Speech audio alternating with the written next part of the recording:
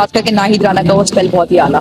बिल्कुल मैं क्या নাহিদ একদিন বিশ্বের সেরা পেসার হবে, তার সেই স্পিরিট আছে। আমি নাহিদে মুগ্ধ।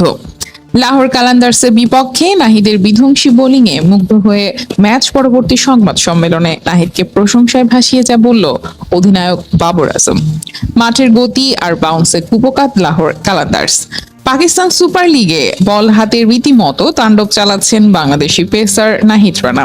গত ম্যাচে মাত্র 7 রানে 3 উইকেট নেওয়ার পর আজ লাহোরের বিপক্ষেও বল হাতে আগুনের গোল ছুড়লেন তিনি।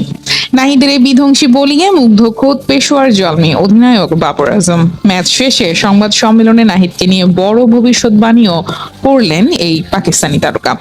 আজকের ম্যাচে লাহোর কালান্দার্সের ব্যাটারদের কোনো সুযোগই দেননি নাহিদ রানা। নির্ধারিত 3 ওভার বল করে মাত্র 15 রান খরচায় তুলে নিয়েছেন 2টি গুরুত্বপূর্ণ উইকেট। নাহিদের গতির ঝড়ে খেই হারিয়ে ফেলে মুস্তাফিজুর রহমানের লাহোর। নাহিদের এমন নিয়ন্ত্রিত আর আক্রমণাত্মক বোলিং এর দিনে লাহোর কালান্দার্সকে 76 রানের বিশাল ব্যবধানে পরাজিত করেছে পেশোয়ার জলমি। এই জয়ের ফলে পয়েন্ট টেবিলের শীর্ষস্থান দখল করে নিয়েছে বাবর আজমের দল।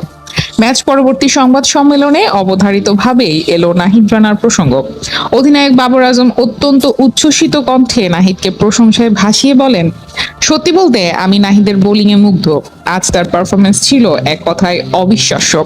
ঠিক যখন দলের উইকেট প্রয়োজন ছিল তখনই সে গুরুত্বপূর্ণ 2টি উইকেট এনে দিয়েছে।